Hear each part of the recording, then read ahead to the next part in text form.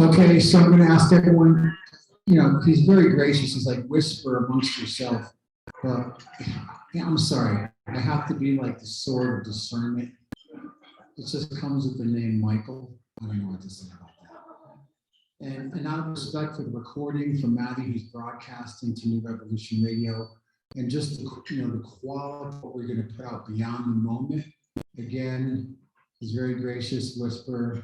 I'm encouraging you, if you really need to talk, just go in the other room or outside. And it's so beautiful. We have tables in the sun. But I want to make sure what this brother has to share, and his people are really here to hear it. And also, Ginny and others who are doing community food security stuff, that I think there's some really important relationships to be connected here. So that's my 2 cents. I offer it to the universe and to the breeze, but I have to always kind of speak my intuitive gut truth. So he's probably turning red and looking at me like, but I want to say that. So without further ado, we are streaming. And I also want to acknowledge Madeline, who is wanting to be here to support her partner, Matthew, but she's driving to Crestone to pick up Maya, who is an incredible oracle who's going to come and talk about the earth stuff with us. So without further ado, I'd like to introduce Matthew Roundtree, who will speak about multi-generational fertility.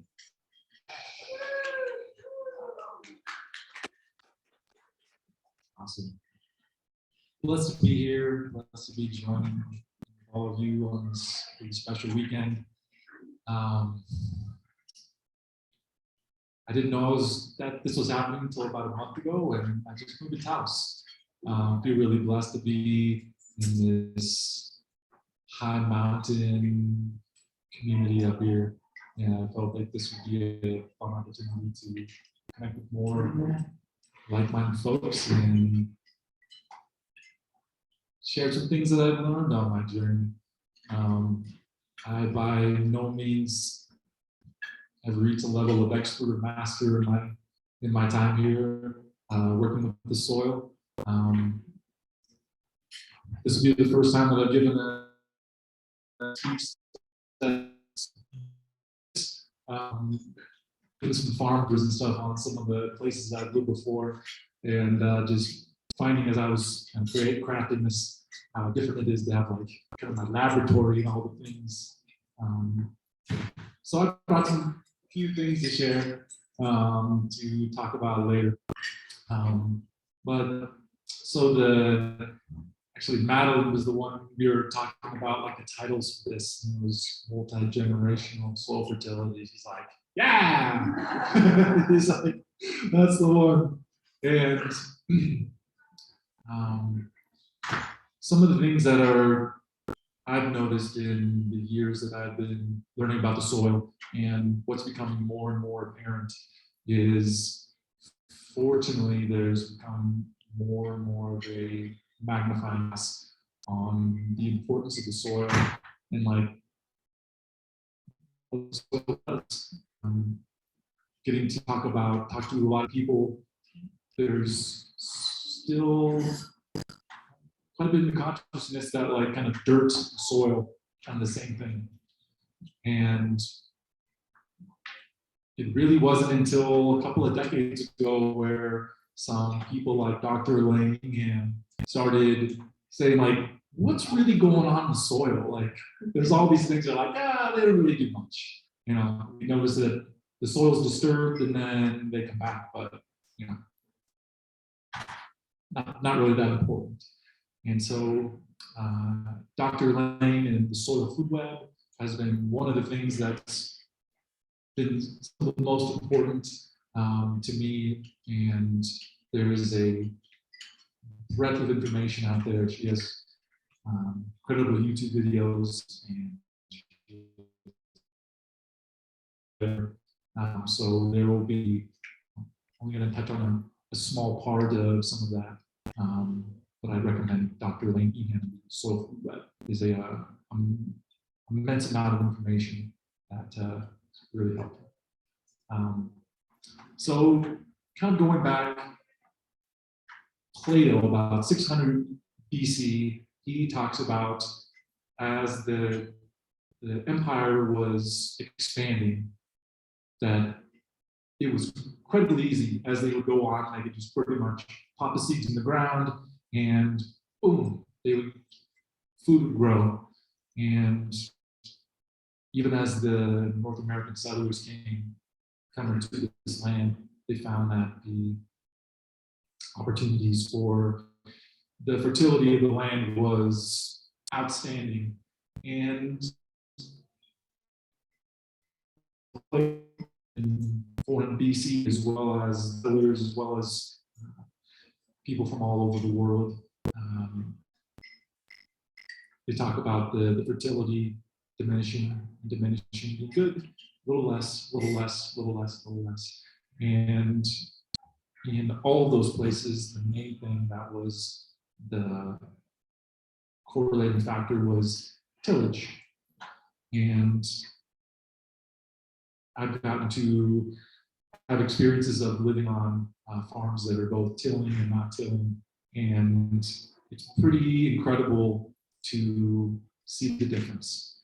And then when you learn about the ways that the immense wisdom of the mother, millions of years of experimenting. And when you transfer, you have all kinds of problems. And so one thing that I learned in the last year that I feel is probably one of the most, was just like, wow, really blew my mind open, was there's a researcher, last name is Sparks, all around the world, and he took soil samples from places, countries all over the world, continents, and he looked at he wrote down the plant material, the sand, the silt, the rock, clay, and all of the breakdown of the minerals. And then that information was transposed into what are all the minerals that plants need to grow. Up until I am talking about this information with people, I feel like there's this idea that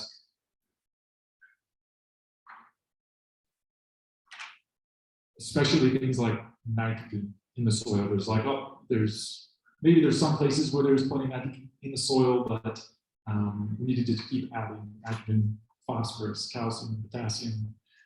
One of the things that this researcher found is in all the parent material, in all the samples he took, that all the minerals for the plants that need to grow are already there. It's that the bioavailability for the plants often is not there. And especially because of the green revolution and the tillage and all of this soil that's now dirt, it's now dead, that there is some need for activating or just amplifying the microbes that are in the soil. So kind of going back to my journey, about 8 years ago, I got this call in my heart where it's like, man, I've just scratched the surface of like learning how to grow food, and it's time. And what a blessed time that we live now, where there's so many ways that we can use the web to connect and to share information, to create experiences. And I remember a beloved who had told me about the woofing opportunities, and that was such a blessing for me. And as I was thinking about this atmosphere, if I landed in the place that I really loved, that I would want to stay there. And so where would be a place that I could possibly live for a while, not have to worry about visas, be able to grow food year round. And I thought, sounds like Hawaii. And never been out to Hawaii before. And so I started asking people, and through all the research or all the questions I asked, it was pretty much Hawaii, go there to learn. And so I found a man through woofing, and a couple of weeks later I was there and started my main food journey there.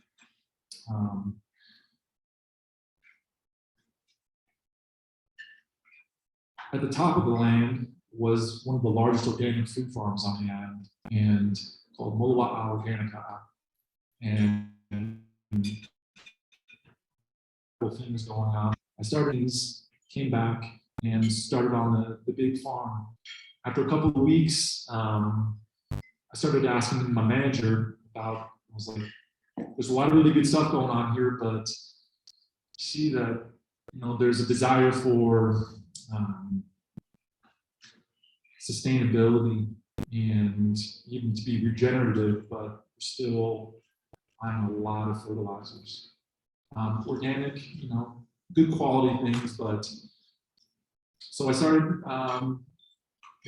talking, and there were some worm bins that were going on. We didn't have a lot of not a lot going on, so we activated those and started using those with all of our starts and seeing incredible results. But the most powerful that helped you really cut down on our soil amendments was a book came out called Jadam, the Guide to Ultra Low Cost Farming. And I found that that's, along with Dr. Elaine and the Soil Food Web, I found to be the most potent of all the things that I've learned. The techniques and the technology draws upon thousands of years of Korean farmers. And as you may know about like Korean culture, they have been fermenting and working with bacteria, working with fermentation.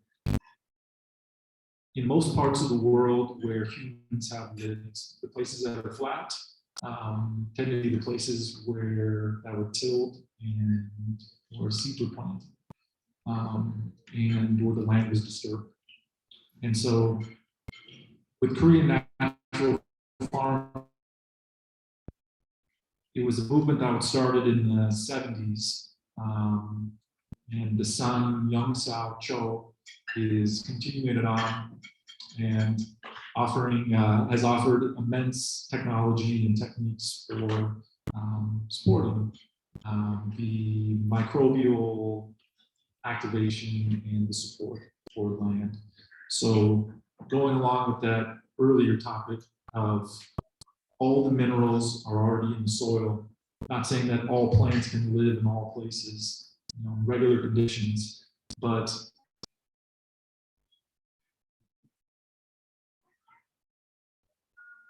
we can grow food really just about anywhere. And we have the techniques now and the technology and the information that is available, and also almost free. How do you spell that, Jadam? It's Jadam. Jadam. Is that indigenous? Yes, well, they work with that. Jadam is a Korean phrase that means people who resemble nature. It's really beautiful. So with Jadam, there are, for the most part, the techniques, the technology, mostly you just need a container and water. Good water, non-chlorinated, because you're trying, for the most part, with most of the applications in it's called plant potions, trying to breathe the life into it. And so if we were in a place where tap want to dechlorinated, or just let it sit out and under normal conditions, chlorination, evaporation will happen in about 8 hours. So one of the first things that I started making is called the Jadon microbial solution. So with agriculture that's happened where people have lived, the land that tends to be flat or around where people, it's been disturbed, and so like the microbial kingdom is not as complex as it could be. But what's wonderful is usually the places where there's near mountains, or often where the forests are, is where you can go and harvest. The name they use is called leaf mold. And so if you go to a place where you can find like the greatest diversity of especially deciduous trees, right underneath the leaves, if you just pull them back, notice they're just like little crumbles, and they are packed with microbial life. And so you can harvest some of that. And so I made a lot of these microbial plant potions when I was on the farm. And we had incredible results. And I just brought some props just to show you how easy it is for you to make it, and probably with things that you already have at your house. So, a trash can. You can use a bucket. You can use, big sizes. The ones that they use in Jadon are like 138 gallons. So they're using it on a broad scale. So essentially, you need soft water, something that is water is like, and some kind of just a mesh bag, and some kind of a starch for the microbes to eat on. They use potatoes, they're highly recommended. Also, they use rice. When I was in Kauai, we were growing taro, we were growing yucca, and so even if you can use the plants that grow there, tends to be even more ideal, as the microbes are even more designed for being on those things. And so essentially you just fill up the container for a trash can, you need like a third of a cup. Like this is what we have for, so that much starch mixed with that much leaf mold.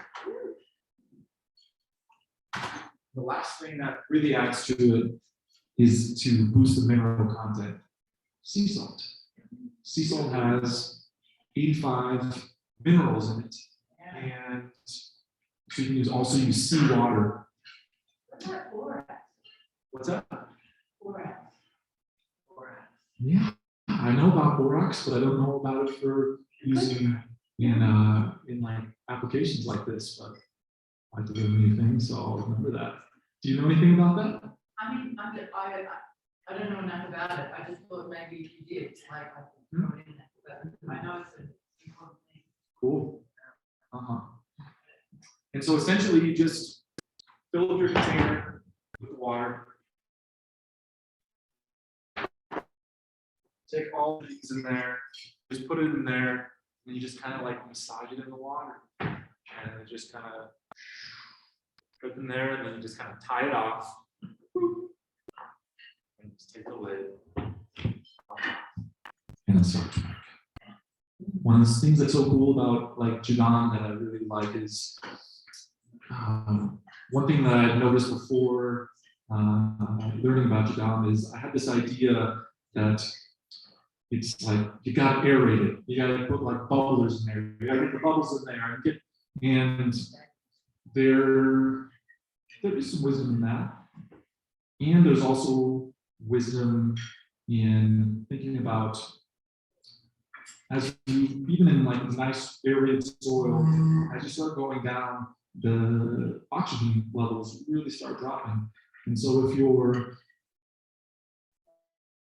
super oxygenated water in the soil, as the microbes are going down into the soil, the types of microbes that have grown and multiplied will become less and less happy as they go back to the soil. And so with Korean natural farming, their wisdom is to do it as close to the environment as the soil that you're wanting to activate and amplify.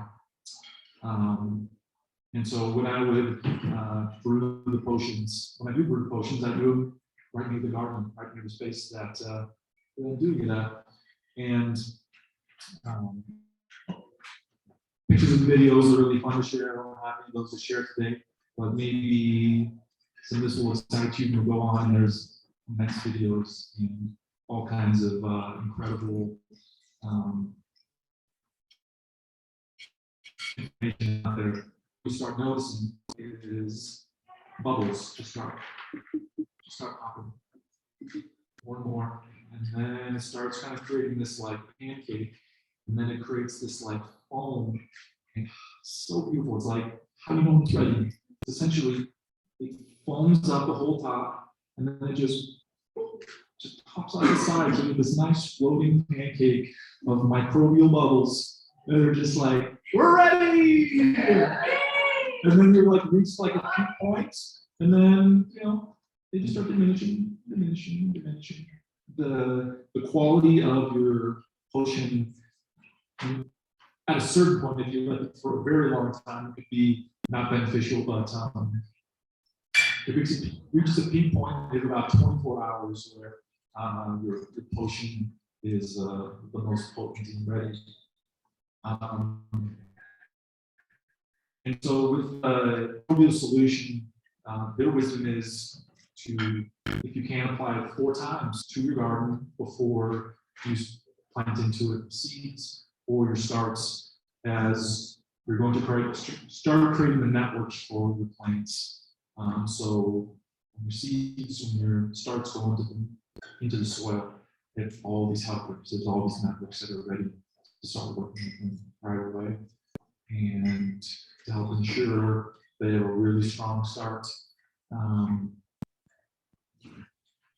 so that you'll have the most success with healthy plants. And with healthy plants, you have less, or the chances of you needing pesticides and herbicides and things like that are less and less. And Jadon also has created an incredible recipe for a toxic sulfur insecticide that's that you can make. That's what's great about all these things with Jadon, is that you can make them all. And they guesstimate that for all your applications, it breaks down to like $100 an acre, which is pretty incredible. About how many days from when you start the process till it's Good ready? thinking. So the temperature really depends on that.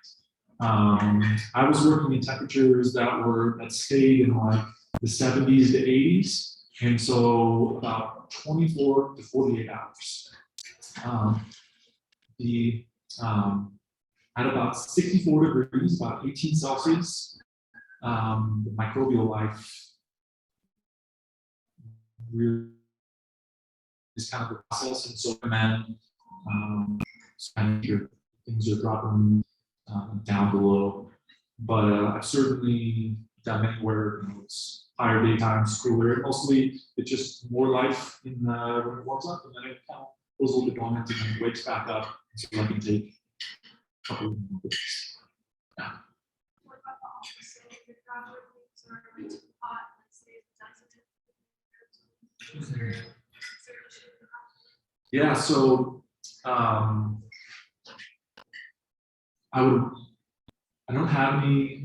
I didn't brew any potions when I was living in Mojave. I don't know. I would guess that if anything,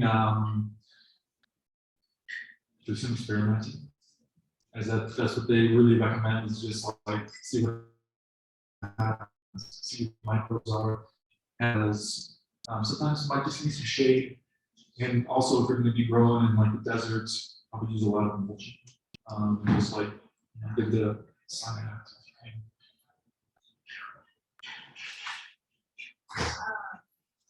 Yeah. Okay. And I've got two questions. So the first one is, are you monitoring what organisms are in there? So do you know specifically what non-species level like functional foods you're growing, cultivating? In this application, there is learning more about the soil food web. Looking forward to seeing more about what's actually happening there. But the trying to do your best to source the leaf mold in a place that feels like going the most like healthiness would give them greatest opportunity for the most coherence in the system.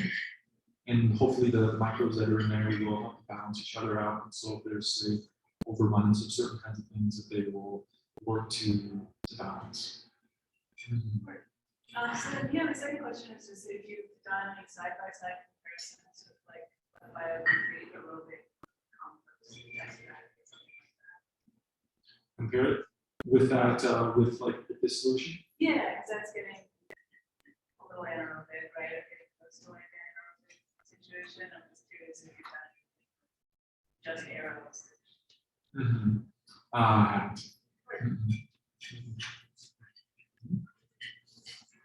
Do you know if the worms like it?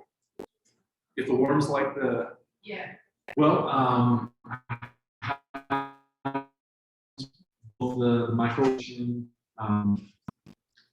and put some of that into the worm bins just to keep adding more microbes. And They're all doing good. they say they're all doing good. Yeah. Yeah. Cool. Yes. I think I do sort of stuff, so I think that it's probably like for the colder temperatures or the hotter temperatures, it would be the same thing where you're making the microbes that are in that region, right? They're all already ready to be in those environments. Yeah. That makes sense. So like when it's super hot, Yeah. maybe a seasonal thing. But I think it's still, there's those microbes that are like,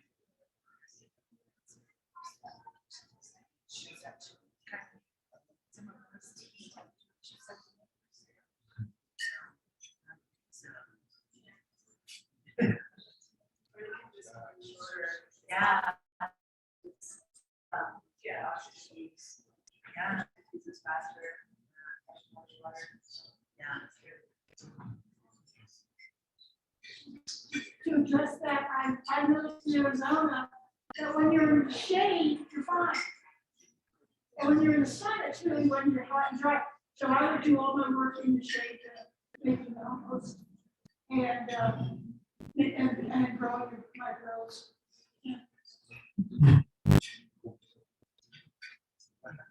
The other thing that I feel will be important and supportive for especially we that live for much of the year indoors. Helping to support growing food, especially for those that may not have the means or just want something smaller. Is there's so many different prototypes, but just start with getting some experience with Dutch bucket self-watering garden systems. So what?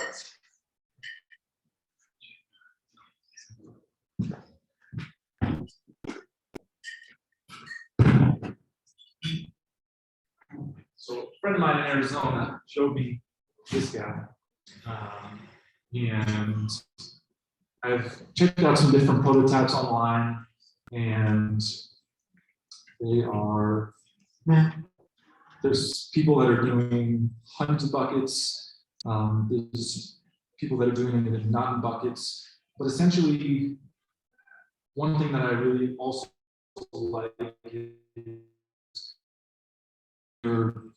people are busy.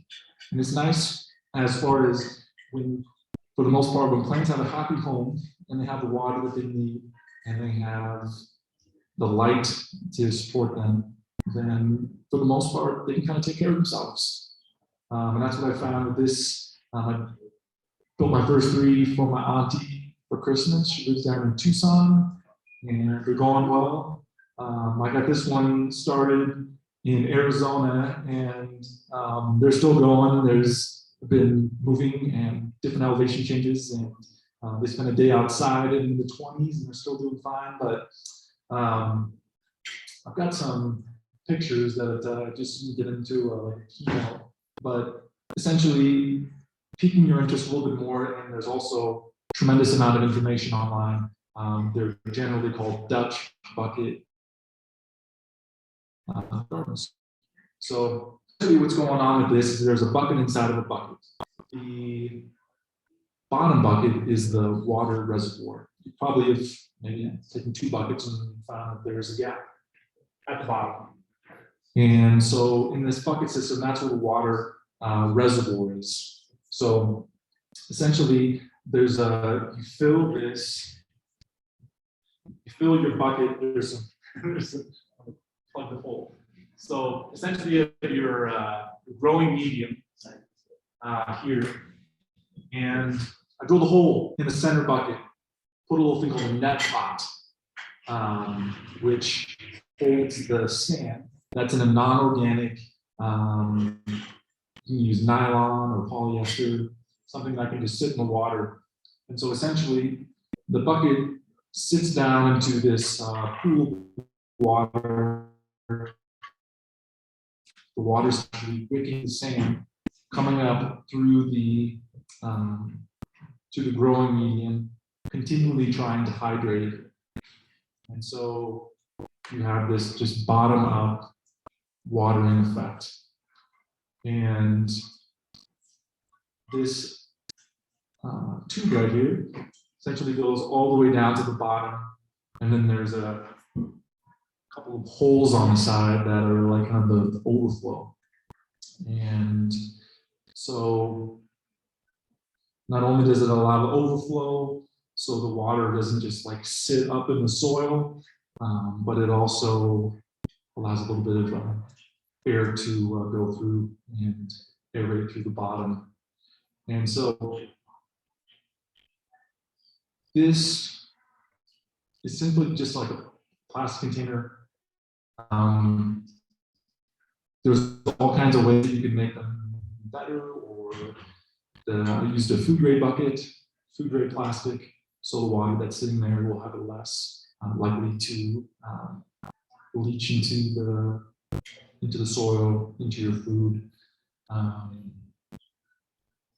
But the opportunities for us to use all kinds of materials to have food available to us, even if people can start out in a living apartment and just not have any space.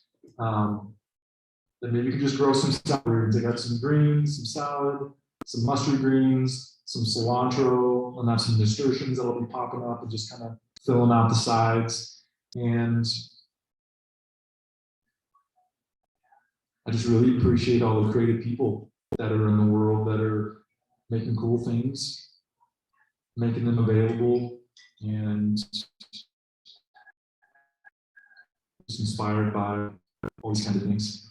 And inspired because I feel like they can be really helpful for supporting soil. Not only, having sustainable food systems, but regenerative food systems.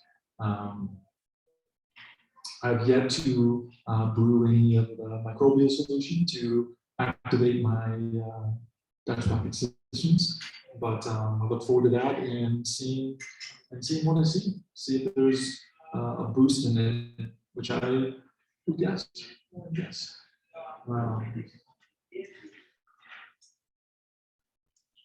So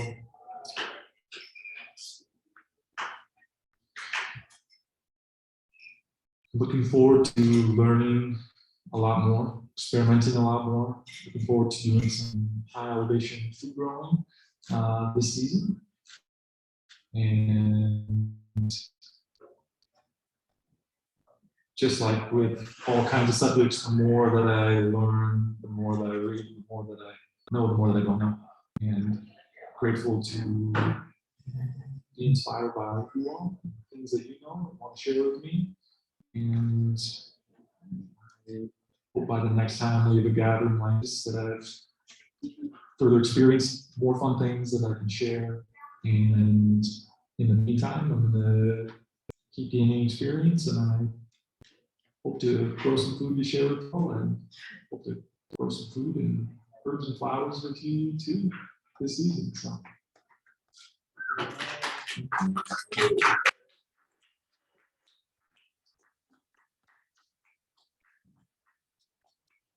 Any questions? Big buckets, I found these sources of restaurants, things that use large containers. Often they'll sell to you for like $1 to you. Cool. So Uh-huh. it's just an easy way to get them for free or cheap. And food grades, it's hard to, you can't just go to Home Depot and buy it. You can now. Yeah. Yeah. Do they sell them now? Oh, good. They used to be able to, now it's. That's a good sign. But if you have like a Mexican restaurant, they usually get their. Even better, much better. Yeah. Yeah, it's a good read. I think like the price for all the materials for that was about $20. Yeah, that's so good. Mhm. Thank you. Okay. You use it over and over and over and over. So fun. And then if you just like, I don't want this as a garden anymore, then you got buckets. Yeah, you better. Well, one of them just has 2 ones. Maybe you want those things. Yeah. So a lot of this is at the bottom. How do you? Yeah. Well, what's fun is you can, it's not, that it will come out. So, yeah. So this way you can see the bottom piece right there. Yeah. Yeah.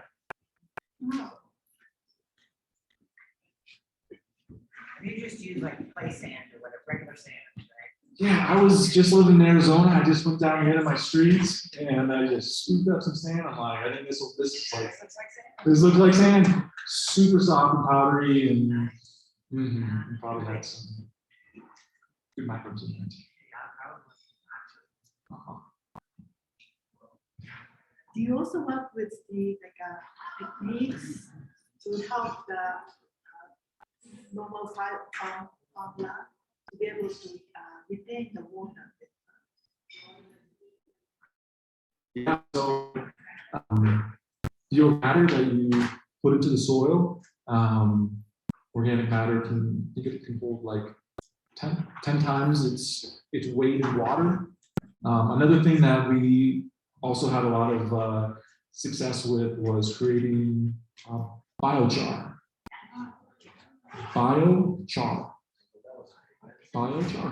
So it's charcoal.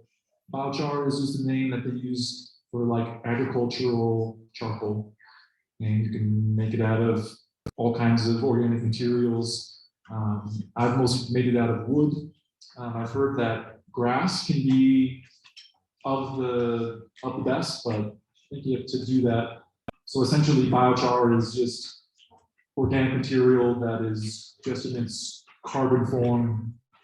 And one thing that's cool about biochar is like a hand biochar surface there in a football field. Kind of crazy to think about. Just has all these little dimples that can house water or microbes. And there's things you can do to fill it with minerals too. Either inside or sticking to it through adsorption or absorption. So biochar is also a really incredible avenue for improving the quality of the soil. So you can buy something. You can buy them. Yeah. You make your own biochar? Have. How do you think? Quickly. Yeah. Like basically, the way that it's been made the most simply for all over the world is essentially digging a pit. Fire in a hot and like smothering it, just cutting out the oxygen. And then it just kind of, the oxygen cuts and just kind of smothers and it just kind of goes out, and then you're able to go in there and harvest it. There's there's a lot of information online about how to dig your pits, different kind of different ways to just get the most charcoal and the least amount of ash.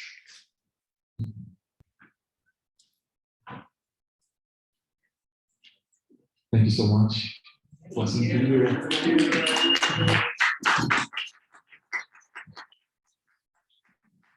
Okay, so it takes teamwork to make the dream work.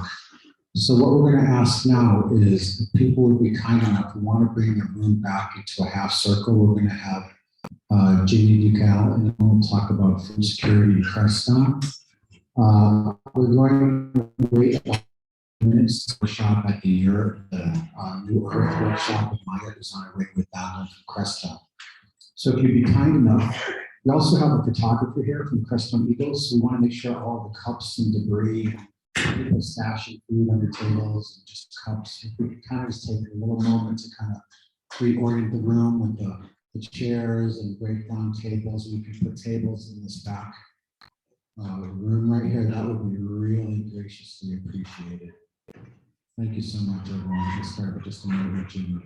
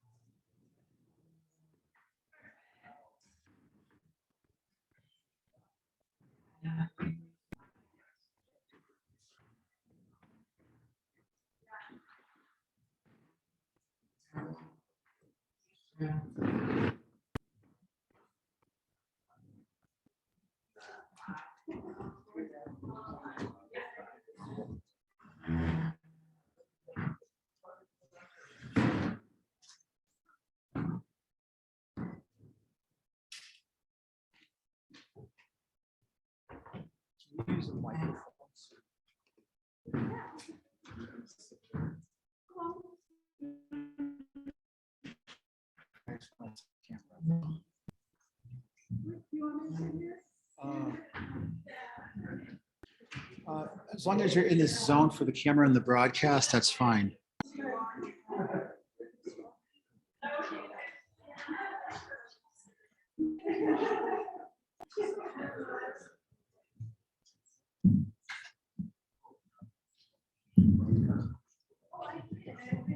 So again, we do have Maddie here from Boulder, who's going to be podcasting all the content on New Revolution Radio. I would encourage you to get his information to help support his podcast, his station. And thus using the microphone and using some of the technology helps to archive some of this genius that's being shared here this weekend. So thank you all. That was great. Almost there. Thank you.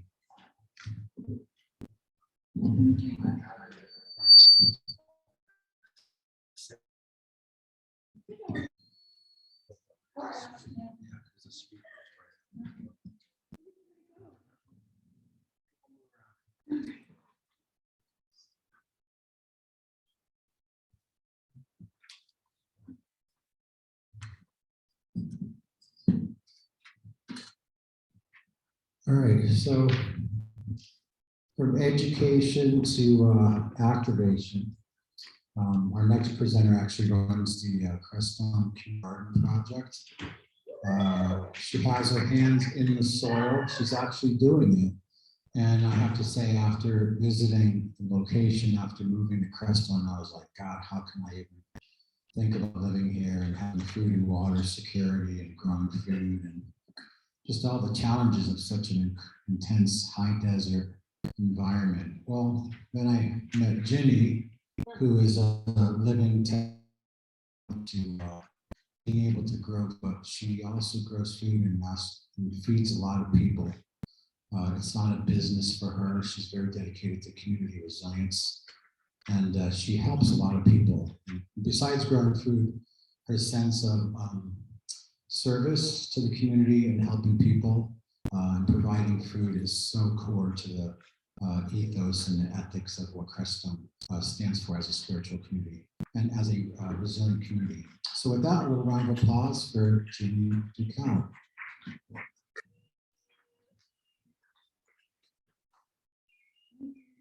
Hello. I have a little sheet here just because I'll forget everything once I get in front of people. So first thing I want to ask is, are there any questions? Just in case. You know, you might want to guide me as to what you want to know also, so don't hesitate to ask any questions. So the Crestone Community Garden is a 3-year-old community garden built by the members of our community for food production, which would help to create a sustainable food system and resilience for our Crestone Baca community.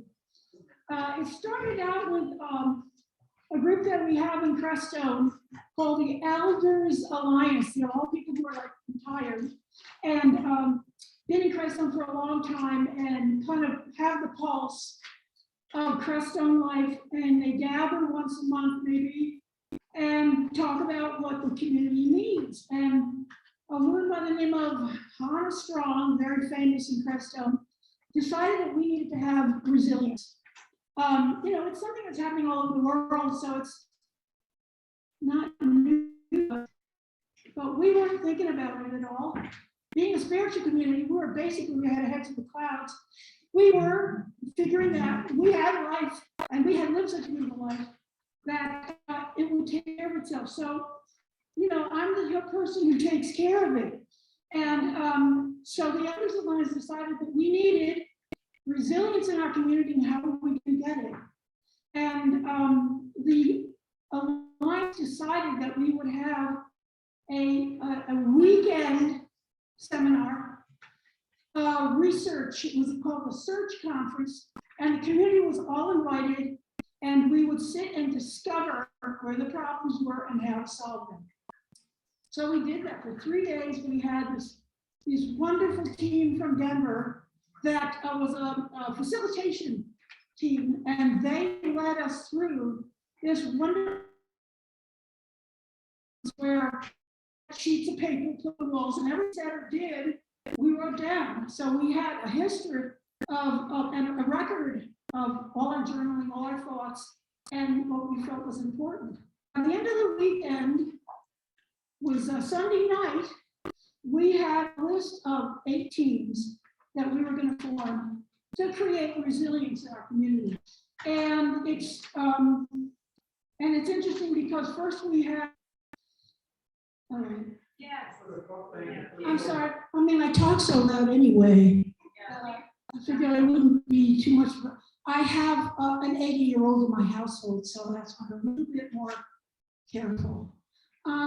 So anyway, we started out at, well, we had 20 teams. You know, there were 20 subjects that everybody thought we would need to solve, and 20 problems. But we eventually down to about 8 for like housing and a community center and energy and water and something called a paradigm shift. This group was going to bring us up to date on everything, you know, in terms of how the world was evolving, because it's constantly changing and we didn't want to forget something. So, and then the food team. And I was on the food team. And we had maybe 20 people on the food team, a lot of people interested in food. So we started meeting every week, and the food team kind of dwindled down, because when you first start something, everybody sort of wants to be heard and have their opinions and their belief systems followed. So people dropped out, and we were left with about 10, and then 8. So this 8 people tried everything. We had the idea that we could help everyone. We would have stewards who would go in and help them grow their food, and that didn't work. We couldn't get stewards, and we really couldn't get anybody who knew enough about gardening to do it on their own. So they would have still had a problem. But I think some of the results from these teams, this resiliency and sustainability,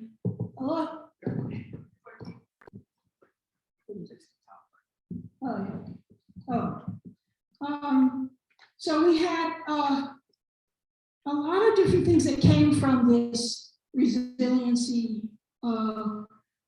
team, these teams. Some were like, most of the water team joined the water and sanitation board in town and found out how much water we actually had and how much we would have to buy it for and how to protect it. We got an energy team. They brokered sales on solar to about 60 different households. So 60 different households got solar. The paradigm shift, they hosted fire safe events in the community and taught us what to do if there was a fire, which is one of the problems that we would have there. And the food team, of course, wrote up an action plan. So we wrote up this action plan, and it had to do with whatever you would need if there was a food crisis. So number one, we're up in the mountain, and we don't have 2 roads, like a through road. So we would need, we need trucks to come in and go out 20 minutes off the highway. And so we were worried that maybe gas shortages or whatever, they wouldn't deliver food. So, let's see. So, we had this action plan, so we wanted to find out where we could get meat if we couldn't grow it. You don't grow meat. Where we would get honey, where we would get any of the food materials that we didn't think we could support ourselves with, like chocolate, coffee, or something that we didn't really know how to grow. But so this action plan would reach out to other people who had it happening already, like mushrooms, we had mushrooms in that area. We had beekeepers all over Crestone and people who had chickens and eggs. So we kind of listed all those people. And then what I did was I got a list of all the gardeners in Crestone Baca to be able to know where the loopholes were on the map, where there was nothing, no gardens growing in this gardens growing area, but generally where people could support each other in case there was a crisis. So all the people in that community could go to 1 or 2 gardens, and that way the food supply would continue. So I got about 150 people in Crestone who grow their food. That's pretty amazing. And they all agreed to support the community in case of crisis. And either that or bring food to the food bank and stuff like that. So that was the first thing that we did. And then I kind of, on the action plan, we also wanted to find ways to supply the food bank. So we told the food bank, don't worry about it, we'll supply it. So it took 3 years to get a garden, from 2017 until 2020, to get a community garden. Find the land, find the money, and find the volunteers. We have that now. It's not that big, it's 50 by 60. And the first person who helped me design it did it in a spiral. So the beds are like this. But there's quite a bit of food growing there, and it's like a jungle by the middle of the summer. And I'm finding that I need techniques to build the soil, because the soil is like in this area, even though we're down in Crestone, the soil is much better, it's still not rich enough. So finding ways to build soil quickly is a challenge.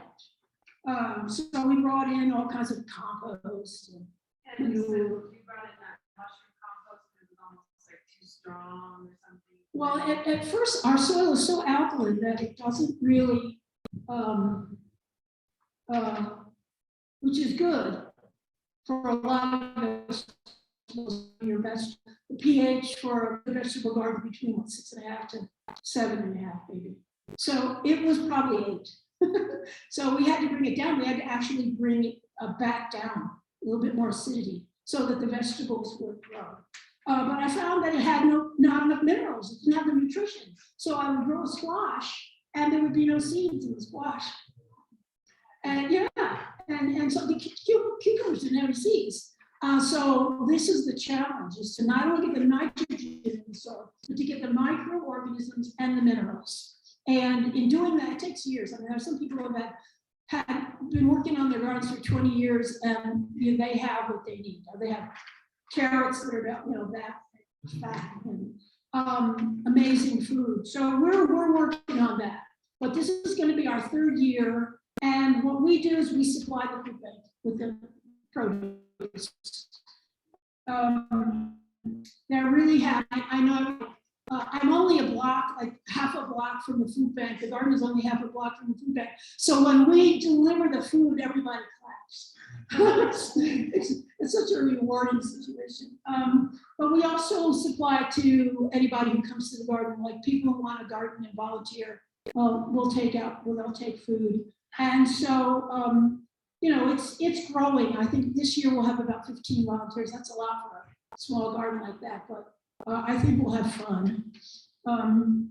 So anyway, this is on the action plan. We also, okay, so we're only in phase 2, maybe phase 3. On this action plan, we had like phases, where more and more got built and incorporated in it. So this is only phase 2, which is the community garden. So, we want to build a greenhouse. And a large one that would grow food for many people and also commercially. So we could maybe grow tomatoes in March. We could have peas in April, delicious basil. Anyway, things that people would want to buy, and then also just general food supply. So that's one of the things that's on phase 3. Any questions? Judy? Yeah. I just want to acknowledge you. A lot of people talk about it and are doing their own myopic things. But the fact that we're neighbors, the fact that you're doing this in Crestone, the amount of synergy in that community and the amount of work you've done in that community has done is absolutely secret. I hope other people are feeling inspired to either come to Crestone, be part of this incredible really develop up and building, or to follow some of these ideas and templates, because again, this is why we're here. We're meeting people that are actually doing it. It takes a lot of work. It's not just the envisioning and the idealizing of it. I just want to compliment you. Sit down. The thing is, it is hard work, because in the beginning of something, when you have a dream or a belief, and nobody's there with you, you're doing it alone. And it takes all your energy to do that, I think. And it takes a real strong belief in what you're doing. And I have people that supported me mentally and verbally, but I'd say nobody really showed up for a long time. But I think the closer we get to a potential crisis, the more people show up. And I think that's the one thing that I feel, the only thing that I feel I can do, which is to set the roads, paths, the layout, so that if really crisis happens in the next 3 or 4 years, people know where to go. They hit the road running. I mean, they'll have the infrastructure in order to get it done quickly. So I think that now it pays off for me emotionally, because there are people volunteering. They want to come in, they want to grow the food, that want to participate in a community project that they feel is important. I have a historian, he lives in Crestone, and he said that he knows historically that every time there's a war or a crisis, they have food famine. And so he's coming to work in the garden. So we also have this list of gardeners. I mean, 150 people growing food. That's amazing to me. I could not believe that they're just tucked away in all these little properties all around Crestone and for themselves. But you always have abundance. You always have more food than you're going to eat. So that was the other thing that we started doing. We started canning and freezing and drying. So now we need a storeroom. We need a big storeroom that could house dried foods, beans, rices, but also canned produce and squashes and dried foods and whatever we can get in there. And I feel like I'm what was his name? Joseph in the color. Do you remember colored coat? This is in the Bible. That was one of the 12th son of the 12 tribes. He was the youngest. And all of his brothers were really jealous of him because he was loved by his father the most because he was the son of Jacob's love, his wife. So they take him on a trip and drop him into a well. And then they go home and say, we couldn't find him. He disappeared. We don't know where he is. So they somebody else came to that same well and actually pulled him out and brought him to Egypt. So while he was in Egypt, he got in a lot of trouble and they put him in prison. When he was in prison, he met somebody who would serve the Pharaoh all the time. And he had this other man that was in prison with him had nightmares, but Joseph knew how to interpret nightmares and dreams. So he interpreted this man's dreams.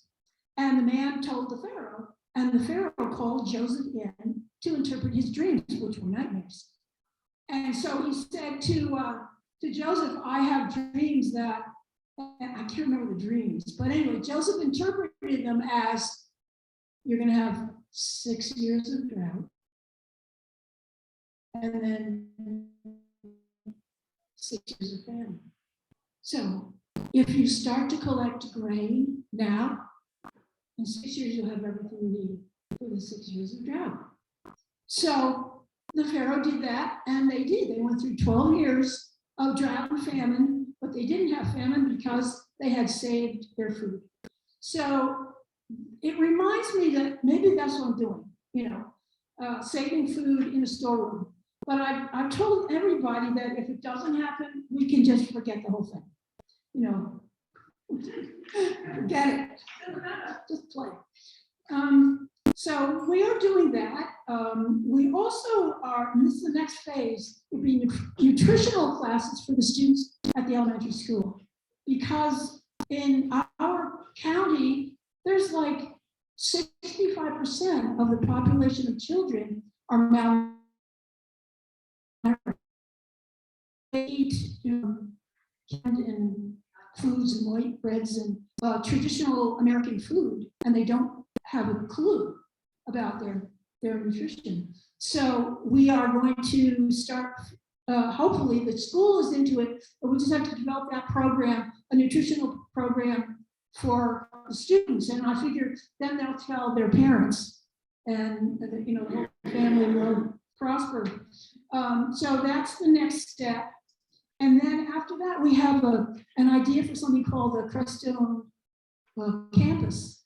And it's a large piece of land that will have orchard, large greenhouse, community garden, outdoor community garden, a commercial kitchen, an educational pavilion for to have classes, and then storage.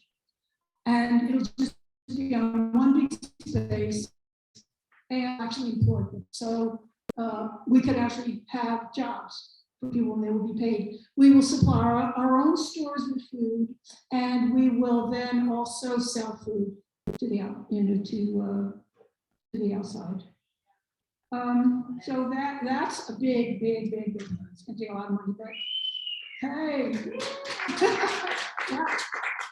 And so this is kind of, as you said, it's a template for any areas that do have these problems. I mean, I think if anybody started right now, they would probably have what they needed in case of crisis, which I think will happen within the next 5 years. If any- Yeah, maybe, next year, I don't know. Hey, maybe next week. When the intentional cyber hacking where it goes down, or another magnetic pulse that's around 40 of Elon Musk's satellites.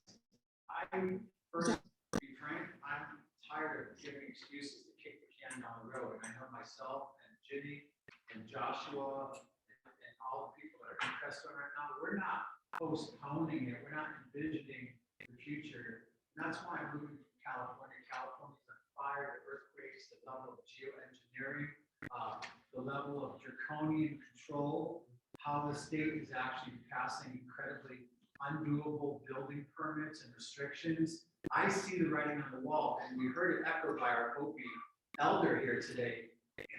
We can't think, oh, well, I got time. It's like the classic story of the grasshopper and the ant. Heard that, right? The grasshopper is, spring and summer, and the ants are working. And to tell you the truth, Crestone is such a cloistered community. I don't believe it's going to be the place people are going to run to. They're going to be running to places like Salida and Alamosa, big cities, not too town. I'm super honored to know people like Ginny and people like Lori and Joshua and other people in the community like Hannah Strong and John Milton and Michael Bertine and a whole list of incredible people that are doing there and have been doing it for 10, 20, 30 years. So for me right now, I want to be very clear as a declaration. I'm all about planting my flag in Crestone and bringing all my resources to that community in support of the people like Jenny that have been for a long time. And I say that like kind of like a little bit of a slap to all of us, like, wake up, it's right now, because we've already seen over 2 years of COVID, the trucking supply, which will get worse, the shipping supply getting worse, the food supply. I know in California, 3,000 independent farms have just been shut down, and everything is going with big oil, big agriculture. So I wanted to kind of blast the trumpet, like, who's awake? What are you doing? What's your priority? For me, it's food and water security, and it's about leaning in at Crestone. I'm actually here doing this event to help activate people and to get people who want to build an ark and onboard there and actually get something going. And if not there, how we work with other communities like Matt. I met Matt at Ginny's Community Garden, and now he's a Paonia, which actually is a community that's completely food secure and water secure. And they have a lot of great templates like the general store and ideas that I would love to be implementing in Crestone, so we don't have people that are hungry or can't afford to stay there for the night. Continue to build out the community. So I just want to say that and echo that, because it's the whole reason I worked my ass off for the last 4 months to put this event together. It's not just the speakers and the dance and all the other stuff. It's like, I hope people can leave with a clear action plan. What you're doing, where you're from here, sports. I want to add that to the discourse, because, wake up. The time is now. We're the ones to do it. And I invite everyone on Monday to come look at several properties that we're looking at Crestone to actually start a sustainable community. Anywhere from 400. Now, Leroy West is talking. He just bought 700 acres or 100 acres. There's a lot of people there getting land to template and ground out exactly what Ginny's talking about. You know what? We need people, we need bodies, we need action. You're called there, great. You're called to another area. We want to know what you're doing. Well, I want to put this exclamation point on Ginny's discourse and the acknowledgement of the amount of work that she's put in to do this. And she's really put her hands in her dirt and her money where her mouth is. And I'm putting that out as an invitation and also, honestly, a challenge. Not necessarily to people in this group, but to people what's your priority? And right now, food and water, community, spiritual sense, ability to have a loving, compassionate support system is absolutely key. I just wanted to add that. I heard that because Russia supplies the world with phosphorus and a lot of the minerals that we need in our fertilizers in our soil, that we could have fertilizer shortages. I don't know. I think most of what we use in gardens, the minerals that we use in gardens are probably supplied here in our country, so that's not such a big problem, but you just don't know where it's gonna come at you. All of a sudden, your whole country's out of something and you didn't plan on it. So what we did with orchards is that the problem in Crestone is that there's so many bears there and deer that, and the bears are amazing. They climb fences, they tear gates down. Do you get the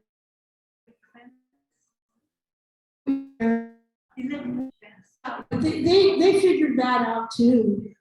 I know Kizan Mackay, our newspaper owner, she had the bears break into her honeybees a couple times already over the years. So she set up a fence, a hurricane fencing with electrical wiring on it, bales of straw inside and outside the fence, and then those boards of wood that have nails sticking up all around that, right? 3 years the bear figured it out. Yeah, and he got it. So I know they eat our chickens, they climb the trees and break branches off to get the apples. So it's tricky to figure that out. So I went to various people who had orchards and had properties with good fencing and bought them the apple trees to put in there to grow trees, and then take a third of the produce, and then the community would get the rest. So there is something called, what's it called?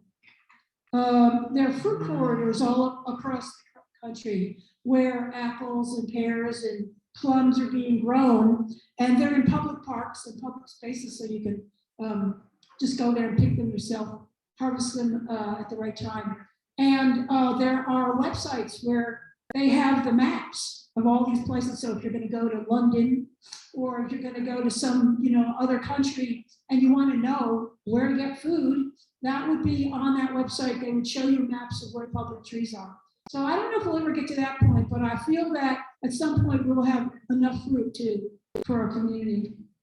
And so the next thing is, we have a Crestone Garden Festival every May.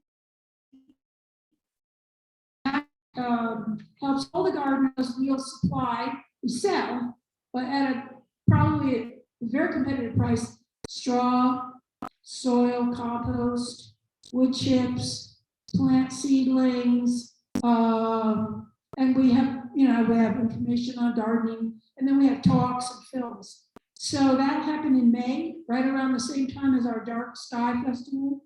I think it's May 20th and 21st. Okay, so if you're in town, please come by. And we also have elders lunches now.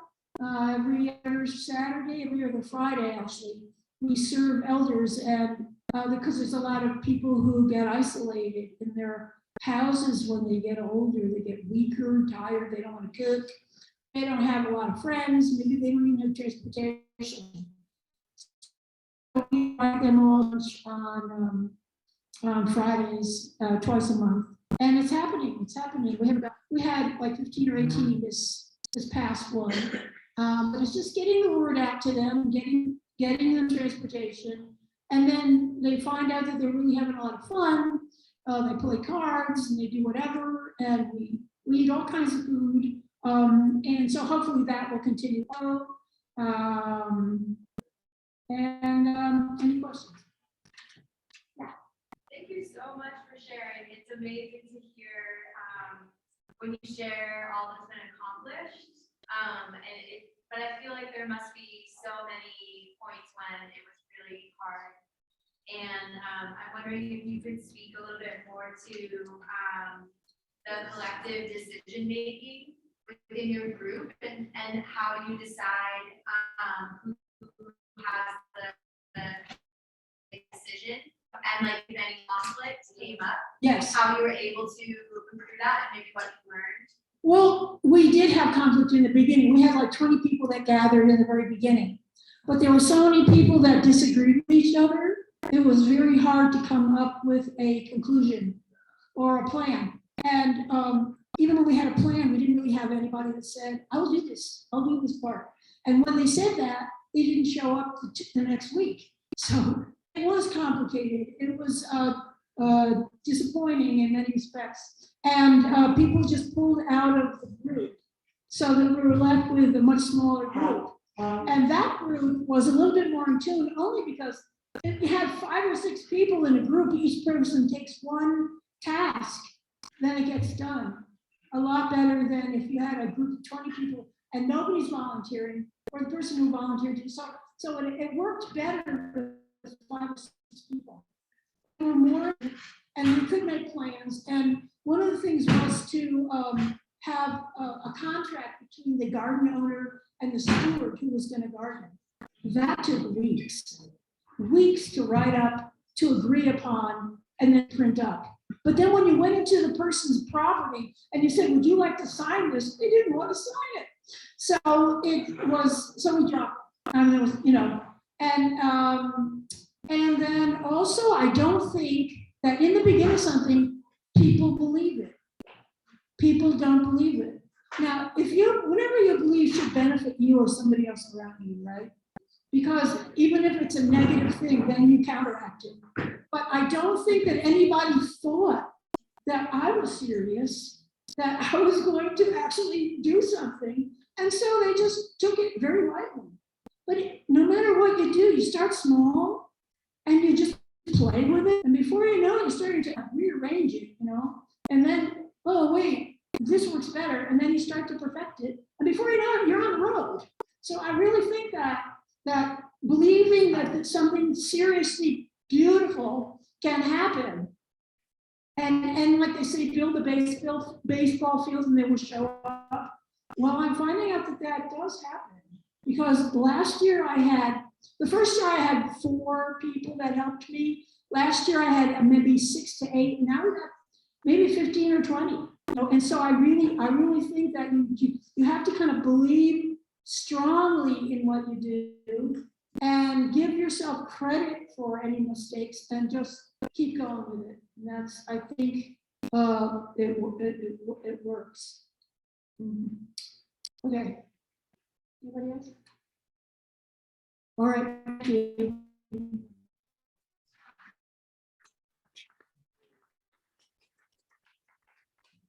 Okay, so I want to just welcome again, Lori is here from the Crestone Eagle. For those of you who have booths and want to be at your booth, she's taking some photos. I want to encourage you to get a little bit of sunlight. We're going to let the conference room air out for a while. There's been such intensive downloading of information.